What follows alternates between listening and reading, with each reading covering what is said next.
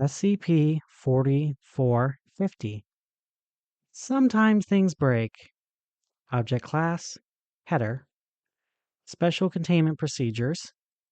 Appearances of SCP-4450 Alpha and/or SCP-4450 Beta are to be immediately reported to the Site Director alongside any on-site Site 05 Council members. SCP-4450 Alpha and Beta are to be asked to await their arrival.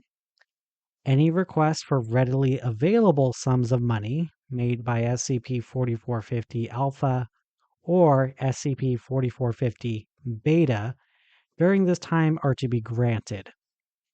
Once the Site Director or any member of the O5 Council arrives at the location of SCP-4450 Alpha or Beta, they are to be considered the point of contact until SCP-4450 Alpha or Beta demanifests. All personnel are to divert any further requests to the point of contact.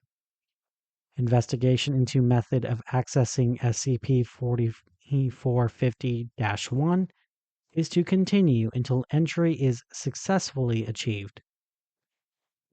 Description: SCP-4450 Alpha and Beta are Caucasian males, always observed wearing black and gray suits, respectively. SCP-4450 Alpha and Beta refer to one another as brothers, often address each other by name, with SCP-4450 Alpha being called Chris and SCP-4450 Beta being called Beryl. Both SCP-4450 Alpha and Beta both speak in a very informal style, often couched in thinly veiled threats. These threats often revolve around property damage, and the scale of threats increases on the number of missed payments. The only known member of preventing this destructive behavior is through the offer of sufficient payment of physical currency or goods of roughly equivalent value, after which SCP-4450 Alpha and Beta behave significantly more cordially for a time, approximately 6 months. SCP-4450 Alpha and Beta claim to be the agents of an unspecified employer and express desire to collect payment for property damage suffered by their employer. When questioned on the nature of property damage, SCP-4450 Alpha described a nuclear attack upon a structure resembling an extraplanar or pocket dimension designated SCP-4450-1. Further details regarding the nature of SCP-4450-1, as well as methods of accessing SCP-4450-1, are still being investigated. SCP-4450-Alpha and Beta have displayed a number of anomalous properties, including see Addendum 2, Incident 4261990-4450 for more information regarding the anomalous properties of SCP-4450. They include the anomalous properties of capability of spontaneously manifesting in any location. All known primary manifestations since April 26, 1990 have occurred within Foundation facilities. Capability of spontaneously demanifesting from any location.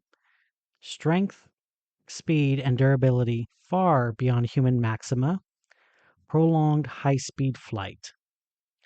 Addendum 1. Point of Contact, Act 4450 Documentation.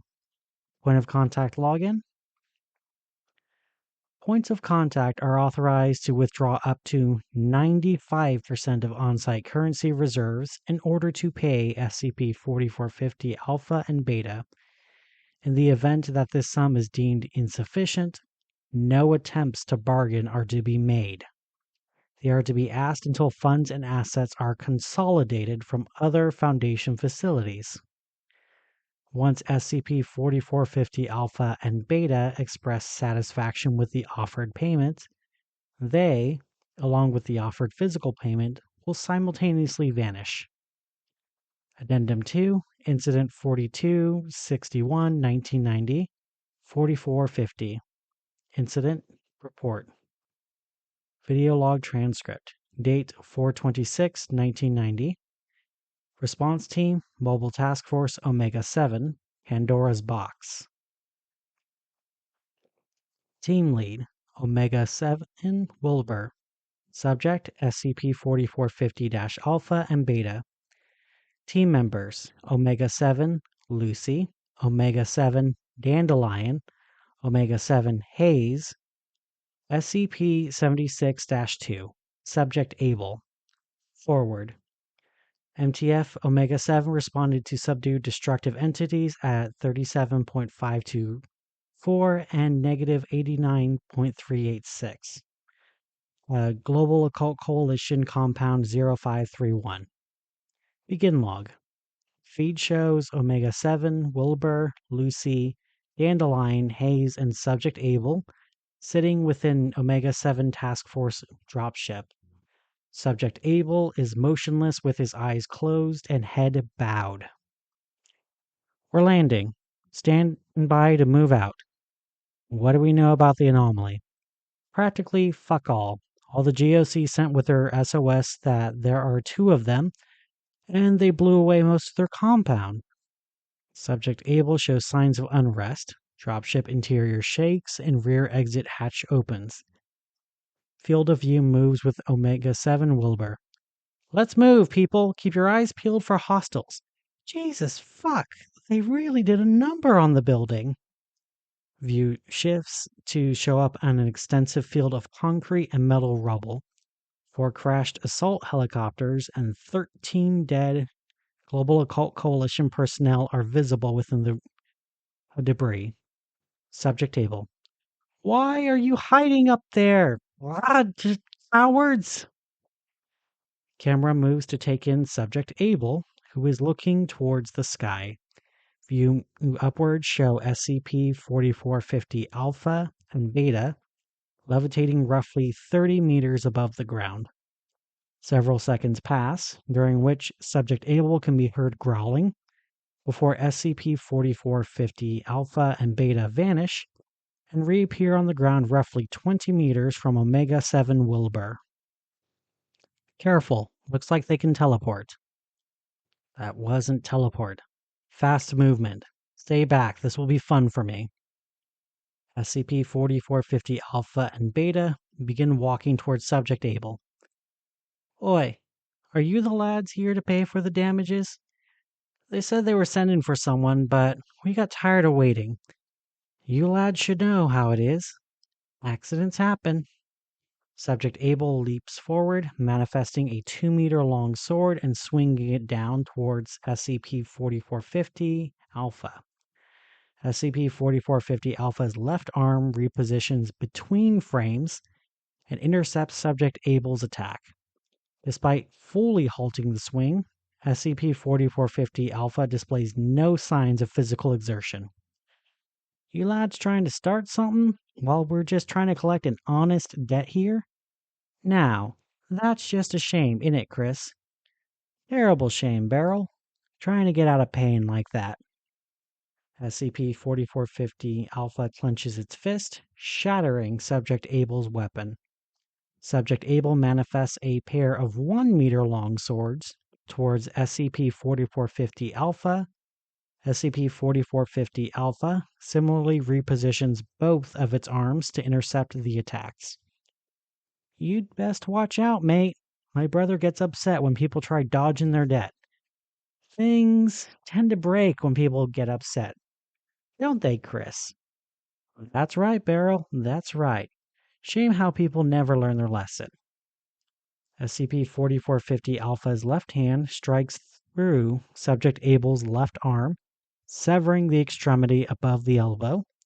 Subject Able stabs towards SCP-4450 Alpha with a blade in its right hand. SCP-4450 Alpha's right hand punches the blade, shattering the weapon and crushing Subject Able's right arm. Able, withdraw! Omega 7, give him some covering fire. Wilbur, Lucy, Dandelion, and Hayes open fire on SCP-4450 Alpha and Beta. No damage is present on either SCP. What the hell? Why aren't they going down? SCP-4450 Alpha delivers a blow through Subject Abel's midsection, then kicks it aside. Subject Abel collapses and attempts to rise, displaying symptoms of acute shock. SCP-4450 Beta walks towards Omega-7 Wilbur. Well, this is a lovely little group you've got here, Captain. Surely you'd be very troubled if something happened to it. SCP-4450 Alpha disappears from frame. Omega-7 Lucy screams briefly. Camera turns to show Omega-7 Lucy lying on the ground and bleeding from a wound to the lower back. Well, looks like my brother's being clumsy, Captain. You might want to figure out where to get us our money, Captain. Omega-7 Wilbur faces SCP-4450 Beta. Look, if it's money you're after, I'm certain my employers can offer the funds you need. Just let us get in contact with them. Omega-7 Dandelion screams, falling forward in the frame. Stop, god damn it! We're tired of waiting, Captain. Our employer sent us here to get his money, so we ain't gonna stop till we've got it. But we don't have any with us. Look, take our dropship. It's worth a few $100 million. Easy.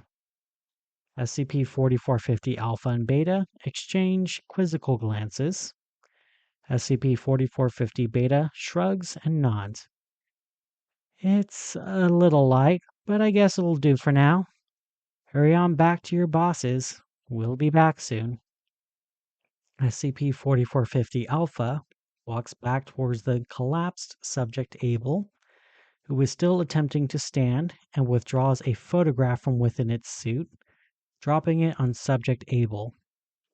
Here's something to remember us by, soldier.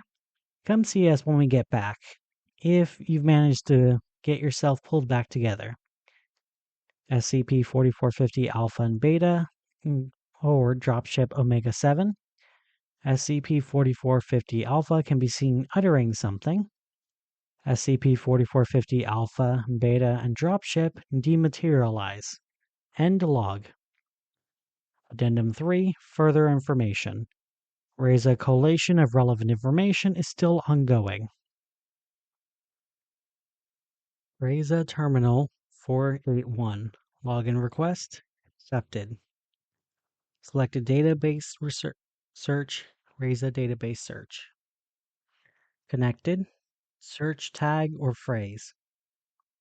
Please input to the tag streams. Separate tags with a comma. Gambling, teleportation, humanoid. One result found for gambling, teleportation, humanoid. 2.4 seconds. SCP-4450. 4 additional results for gambling, teleportation, humanoid. Global Occult Coalition, UTE 059 Flint Parallax. Marshall Corridor in Dark, The Void Result. Chicago Spirit, Carol 2. Serpent's Hand, Nexus of Ways. 1 additional result, Overseer Clearance required. Foundation GOC, Termination Order, SCP-4450. RAISA Search Metadata, RAISA File, Group of Interest, GOI 011, Global Occult Coalition, File created circa 1938, File last revised by GOI April 1990. Text reproduced below. Edits have been made for spelling, grammar, and general formatting. Current item, UTE 0591, Flint Parallax, Casino Builder. Threat Entity Database Entry, Authorized Response Level, 0, Threat Indeterminate.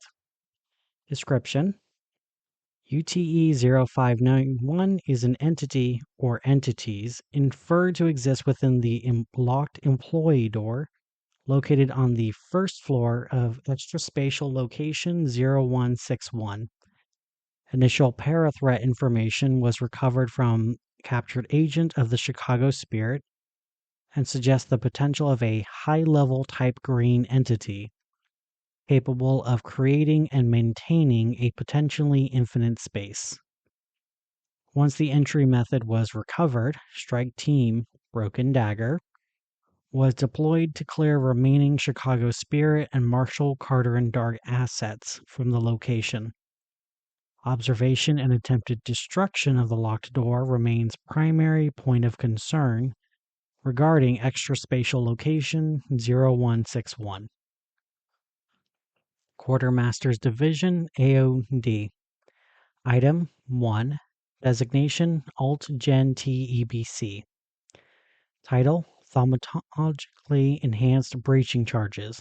Quantity 2. Note: thaumatological means utilized to maximize destructive potential of explosives. Charges were affixed to the doorway and detonated.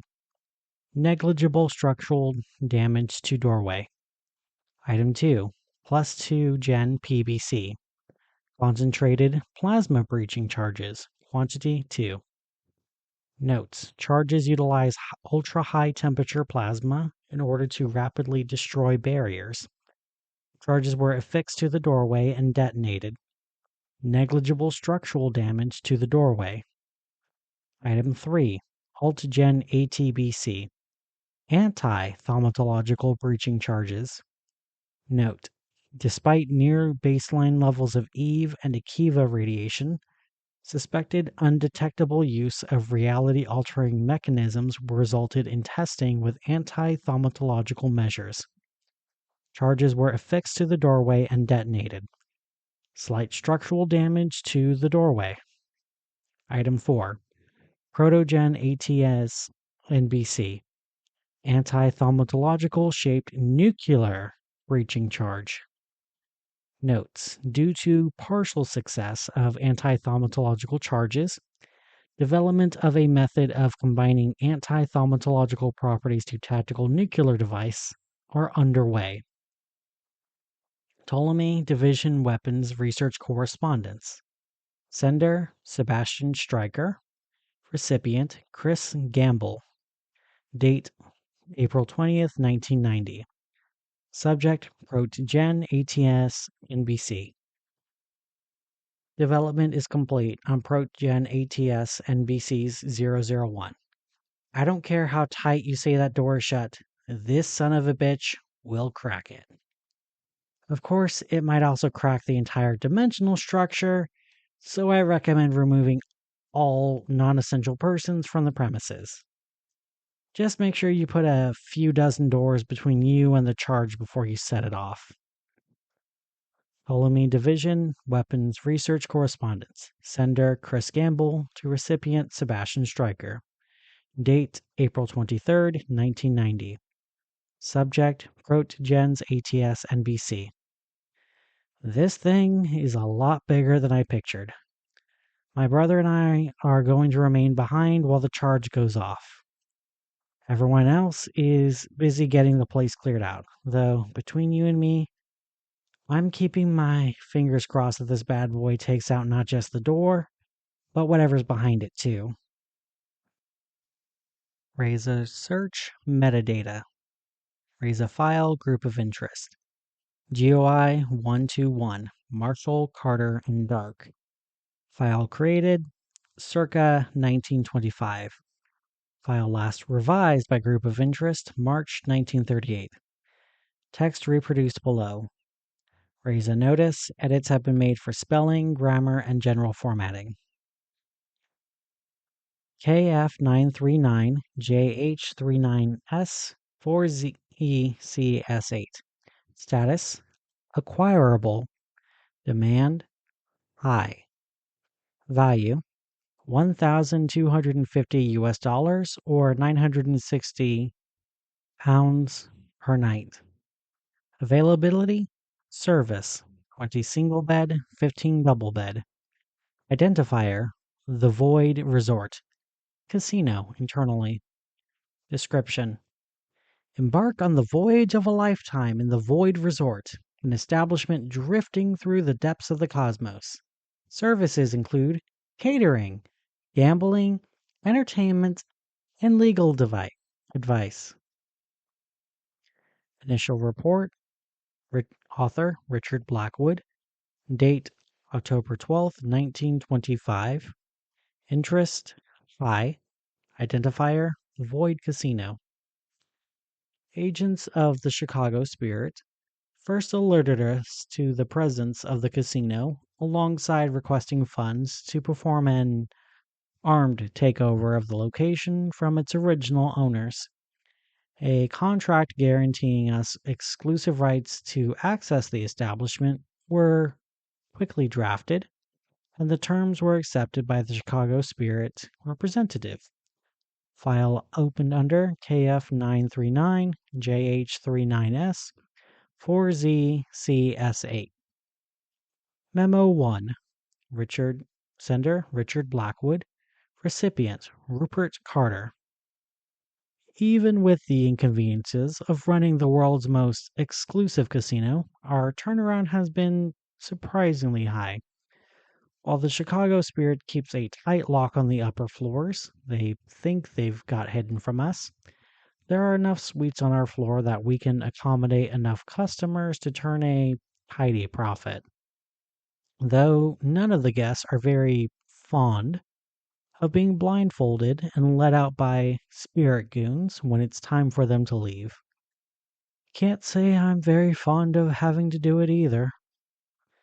Still, not sure why the entire casino floor was shut down and abandoned when the place was taken from its previous owners. Only thing out of the ordinary we could find is that the door to its employees only area can't be opened. And trust me, I've tried. I'm requesting a 30% increase to the entertainment budget. The longer we can keep the rooms filled, the higher the exclusivity will drive our profits. Room rental record April 1st to August 1st, 1927. Name Muhammad Amir. Date April 3rd, 1927. Period 14 days. Comments 3 guests. Total $8,100 in betting losses. Name John Rockefeller. Date June 21st, 1927. Period 21 days. 1 guest. Total $131,500 in betting losses. Name Vincent Astor. Date June 22nd, 1927. Period 21 days. No guess. Total $55,100 in betting losses. Name Thomas Ryan.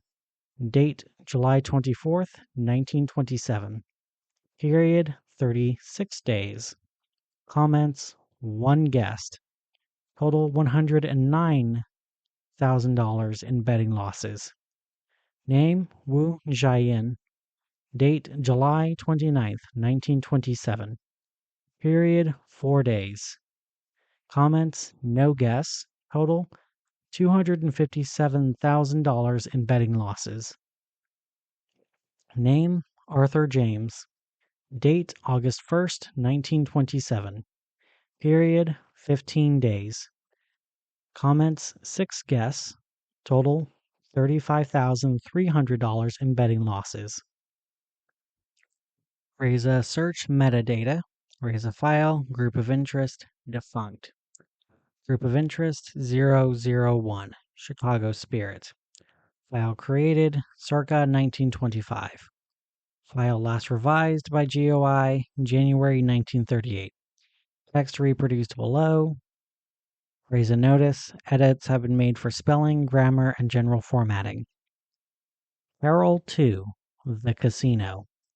Where it is. We ain't too sure where exactly. It ain't Chicago, wherever it is. You look outside the window, and there's nothing there but inky black. We have had all sorts of folks come in here and try to give us a straight answer, but all of their fancy tools hold them squat. In short, we don't know where the casino is. What we do know is how to get to it. See, it ain't like other places. Usually you'd go in through the front and back out again once you're done. Not our casino. All you have to do is say the passphrase out loud, and you'll find yourself standing dead in the middle of our establishment. If the big shots aren't feeling paranoid, that is. The passphrase isn't always a phrase. They can make it anything they want. Either way, if you need to get into the casino, ask the bosses. They'll tell you how. Who knows about it? The Sharpers. Raise a notice. Sharper, a term used by Chicago Spirit to refer to members of Marshall, Carter, and Dark Limited. But they're paying top dollar for the passphrase. We let them walk around on the ground floor and the wine cellars.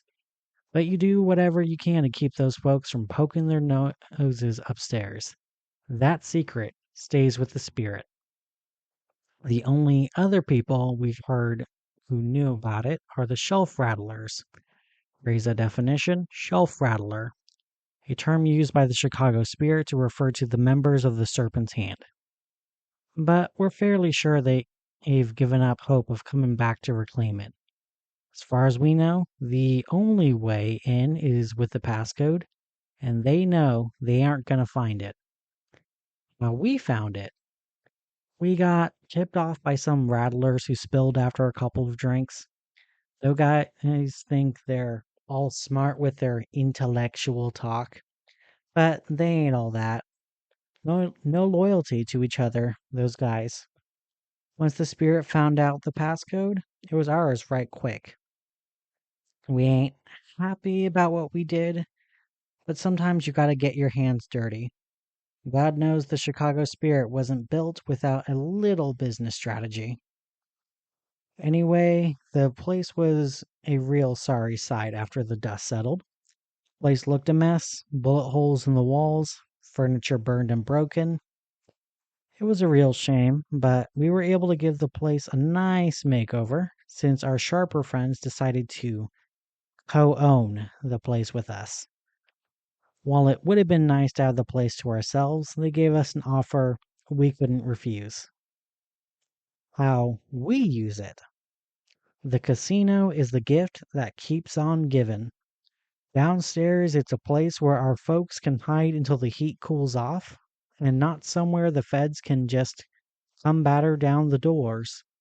The Sharpers pay us top dollar to run the place as a high-class vacation resort for folks with enough green. It's a nice business on the side, but that's not what brings in the money. If you ask the bartender for an oak frame on the rocks, he'll lead you to the upstairs room. Be discreet when you go, though. The Sharpers can't catch a wind of the upstairs rooms. We sorta neglected to mention it in our co-ownership contract. You'll see lots of folks rushing around there with cigarettes, liquor, and carols. If you look closely enough, you'll see they only go into the rooms. Just like how you can get to the casino from anywhere, the casino lets you leave just about anywhere you like to. Behind each door in those hallways is a one-way trip to another place, and it's every businessman's wet dream. Raise a search metadata. Raise a file group of interest. GOI Alpha 19, Serpent's Hand. File created, unknown. File last revised by group of interest, unknown. Text reproduced below. Raise a notice. Edits have been made for spelling, grammar, and general formatting. Nexus of Ways, also known as the Den of Betters, the Oasis in the Void, or Rome. While this name is at first deceiving, truth can be found in the phrase, all roads lead to Rome. AR. Conspectus. The space between universes seldom contains anything of interest. Many an intrepid explorer has departed from the safe and plush fabric of their own reality in search of grand marvels nesting within the vast nothingness. Most will find it empty, lamenting their futile attempts to discover great treasures in the unknown. However, few will find an oasis of normalcy in the otherwise blinding, monotonous desert of the nothingness. They will find a house of gambling, set adrift from the chains that bound it to earth in its time.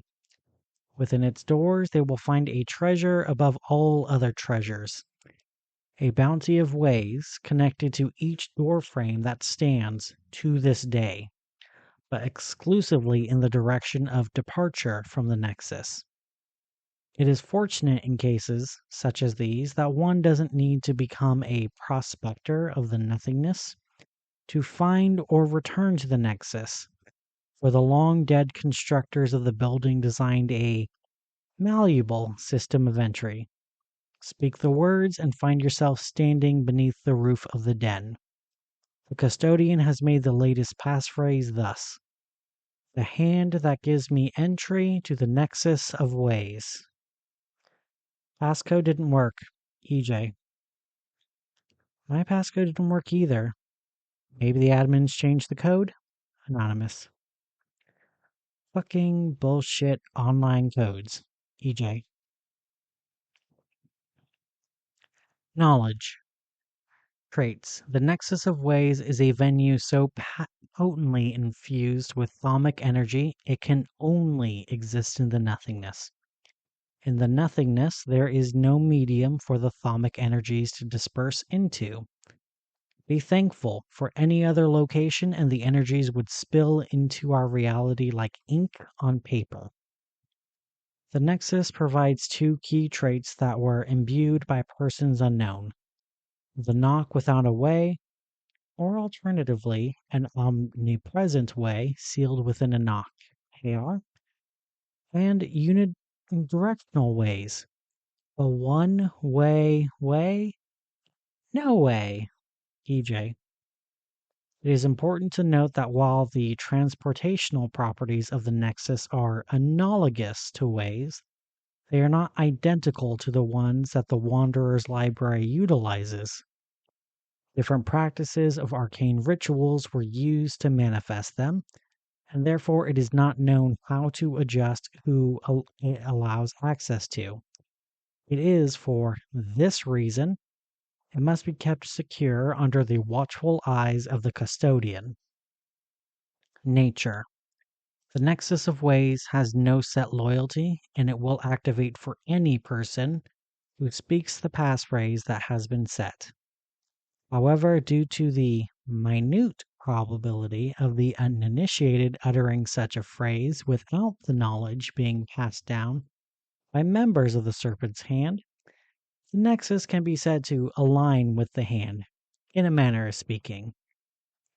History and associated parties. As stated before, the Nexus was devised and then abandoned. No documents can be found that tie the Nexus to a location nor period. Speculation points to the early 1900s, but no definitive proof has been found. Approach. Adrift in the nothingness, the only safe approach to the Nexus is through its knock. When traversing through the omnipresent way into the Nexus in this manner, a visitor will find themselves within the lowest level. Upon this level lie the betting halls, which are of little true interest or value.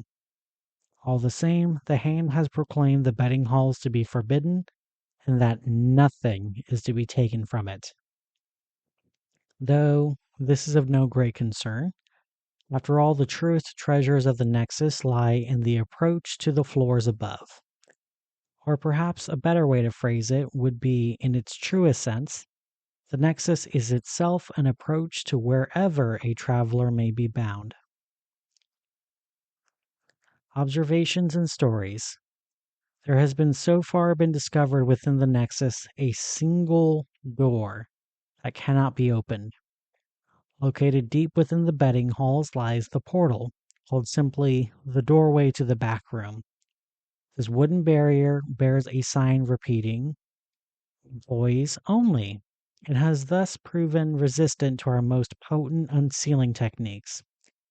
We have beaten on that door loud and often.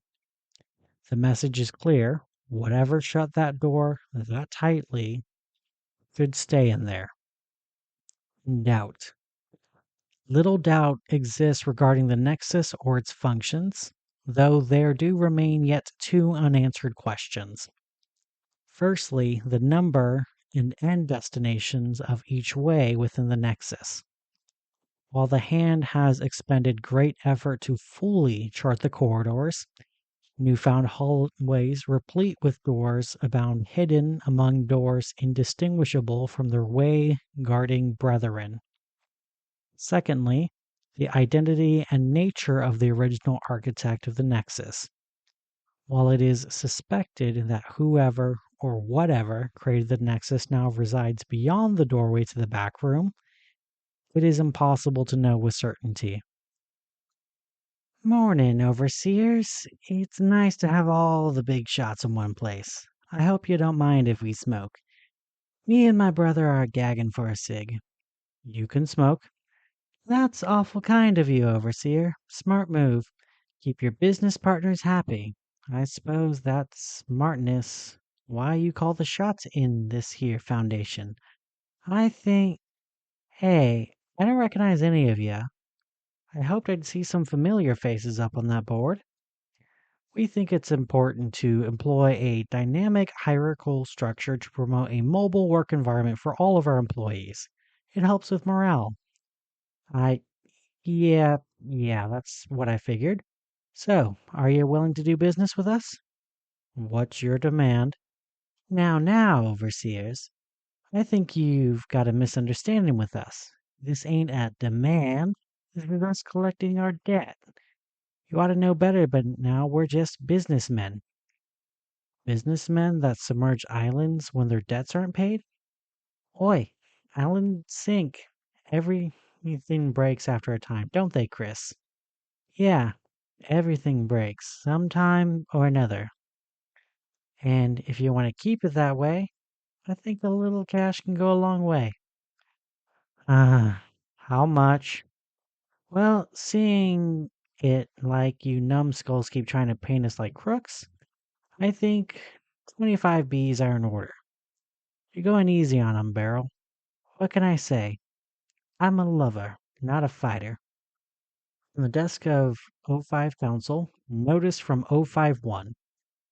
Ladies and gentlemen, attached to this note is a list of SCP-4550 Alpha and Beta demands over time and the result of our decisions. The demands from these assholes are getting ludicrous. Our position is untenable. We can't keep dispensing 95% of each site's reserves every half year. We're going to bankrupt ourselves by agreeing with them. Something has to be done. 051.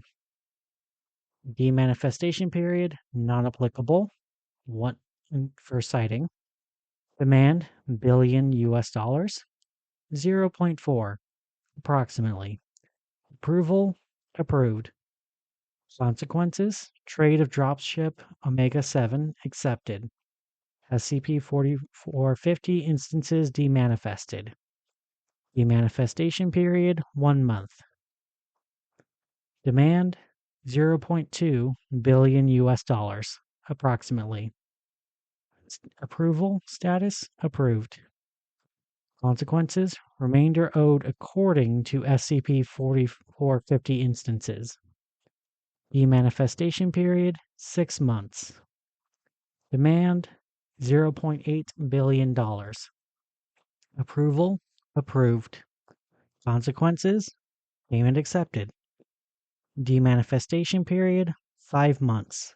Demand, $1 billion US dollars. Approval, denied. Consequences, barter attempted to reduce amount to $800 million. Barter refused. SCP-4450 instances demanifested.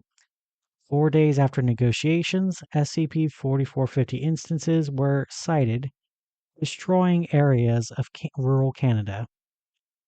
Demanifestation period, 7 days. Demand, $1 billion US dollars. Approval, approved. Consequences, Payment accepted. Demanifestation period 10 months. Demand $1.4 billion US dollars. Approval approved. Consequences payment accepted. Demanifestation period 4 months. Demand $1.5 billion US dollars. Approval approved. Consequences payment accepted. Demanifestation period 6 months. Demand $2 billion US dollars. Approval denied. Consequences: point of contact refused to pay. 17 days after negotiations, SCP-4450 instances were sighted submerging small islands in the Atlantic Ocean. The manifestation period 27 days. Demand $2 billion US dollars. Approval denied. Consequences: point of contact refused to pay. 1 month after negotiations, SCP-4450 instances were sighted, targeting large city centers worldwide. The manifestation period 2 months. Demand $14 billion US dollars. Approval accepted. Consequences payment accepted. The manifestation period 6 months. Demand $19 billion US dollars. Approval accepted. Consequences payment accepted. And if we refuse your and if we say no? Well, Overseer, where are you from? That's classified. Oh, come on, Overseer. We're all friends here. I'll ask you again. What country you from? I'm from France. The France in Europe? What a lovely continent. Would be a real shame if it were to break, eh, Beryl? That it would be, Chris. That it would be. Are you seriously? Are you threatening to destroy Europe? No, no, no, no, no. There you go, misunderstanding us again, Overseer. It's not like that at all. It's just that when Brother and I don't get our money, we get awfully clumsy. Very clumsy, yes. We can hardly control ourselves. I'm sure you know what it's like when we get clumsy. It would be a shame if we broke something important, wouldn't it? You'll get your money, but first we would like to ask a few questions. Audio log regarding incident April 26, 1990. Begin recording. Irrelevant data redacted. Did you complete the analysis of the video snippet I sent you? Ah, yes. We managed to figure out what you asked. We figured out what SCP-4450 Alpha said before he dematerialized. And what did you find? Well, that's the thing. I can't say it out loud. Saying it seems to relocate people to some pocket dimension. We think it's what these SCPs are using to dematerialize. I did a little digging in the Razor archive and Jesus, better you than me. And well, the documents seem to say we can change the passcode. Get to work on documenting it. I want the SCP report done before these guys come asking for more money. You what, Overseer? Oh, Overseer. It wouldn't be right. We're not here for some old chit-chat, are we, Chris? Come on, Beryl. They've been pretty good clients of ours, haven't they? We should give them something. Oh, go on then. What's your question, Overseer? Are you two human? Are we human? He says. What a laugh. We look like little green men, do ya? Just 'cause we made a deal with a friend of ours. No shame, you Foundation types. No shame. What did your deal entail? Not too much. We act faster, zip around the place. Basically hard as nails. Right, Beryl? Hard as bedrock. Nothing can take us down. Not even that magic ninja fella that you guys sicked on us. An email from 0512's computer. Quartermaster's Division, AOD. Item 1. Designation ProGen ATS NBC. Title: Anti-Thaumatological Shaped Nuclear Breaching Charge. Notes: good men were in that facility. Give those assholes hell. Now, you've had your questions answered. Here's ours. Where's our money? Yeah, what's the holdup, pal? You don't want to keep me and my brother waiting. You know what happens then? Your funds are being transferred right now, I assure you. But what do you mean transferred, Overseer? Digital transfer of the agreed upon budget is being transferred to your account as we speak. No, Overseer. We never use You know what, Chris? I don't think these guys are the real deal. Nah, me neither. These guys never had 25 Bs in their life. Well, sorry, Overseers. I'm feeling real clumsy all of a sudden. See you soon. Wait, something's going wrong. Why can't I? Explosion. Operation Sensible Budget. Operation begins with Mobile Task Force Row 0, no resistance, discreetly entering the pocket dimension by utilizing the passphrase currently used by SCP-4450 instances. MTF Row 0 will remain hidden within this pocket dimension until prompted by the O5 Council to continue. 13 D-Class are to be trained to assume the identities of each O5 member and drilled with actors assuming roles of SCP-4450 Alpha and Beta. When both SCP-4450 instances are accounted for, the 13 trained D-Class are to establish a point of contact in a pre-designated meeting room. At this point, the off-site being fed visuals via hidden camera, O5 Council are to prompt MTF Row 0 with the code AMBER, alerting the MTF to continue Operation Sensible Budget. This code designates the point of no return for the operation. MTF Row 0 are to change the phrase of SCP-4450-1 entry, covertly removing anomalous methods of exit from the meeting room. Simultaneously, the thermonuclear device received from the Global Occult Coalition is to be armed beneath the meeting room. Upon completion of each of these tasks, a code, green, is to be sent to the O5 Council. Both messages are required to continue the operation.